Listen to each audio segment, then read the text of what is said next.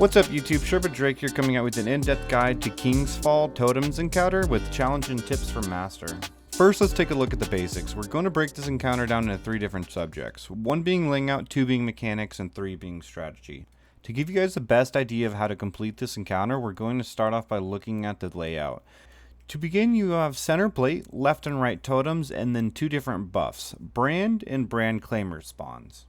You will also need to be aware of a multitude of ad spawns that will make or break the encounter. In normal mode, you only have Unstoppable to worry about in front of center plate.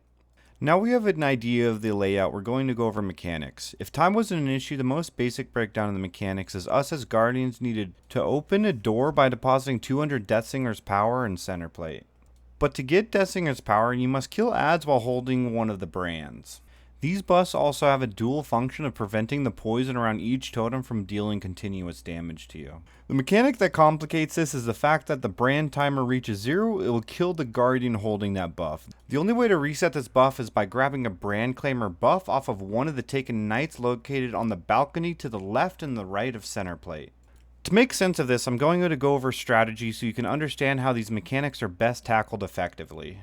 To begin, we are going to break down a 6-man fire team into 3 separate roles. However, everyone has the same role in this strategy. To begin, let us pretend you're starting off this encounter holding the brand. The encounter starts as soon as the brand is picked up. If you were to stand around, the encounter would be wiped very quickly. To prevent this wipe, you must stand on the totem and the brand will protect you from the poison mechanic. Once you find yourself preventing the totem from wiping the raid, you should pick off as many ads as you can. However, during this, you will find a timer counting down that will kill you once it reaches 0. So this is where the first reclaimer who's killed the taken knight comes into play. They need to replace you on the totem, and now they've acquired your brand buff, you need to head to the center plate to deposit all of the Deathsinger's powers you've acquired. Now you've deposited all of your Deathsinger's power, your main focus will be grab another brand reclaimer buff from the taken knight on the balcony. For challenge, you will need to switch sides at this moment, so if you were on the right, you will take the buff on the left. Once you find yourself back on the totem, you will repeat this process until the encounter concludes.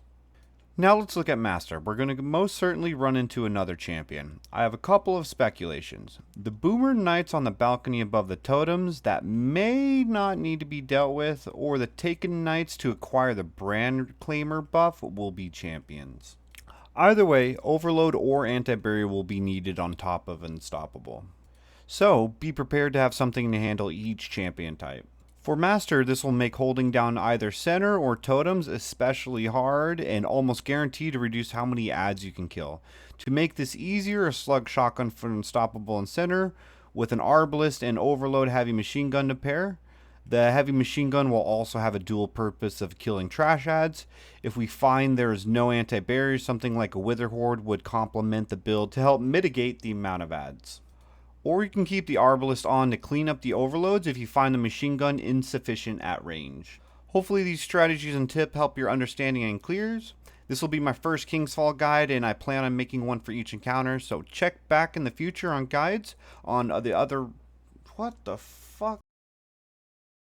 Well, that's going to be it for now, and as the Sherpas say, a la vida.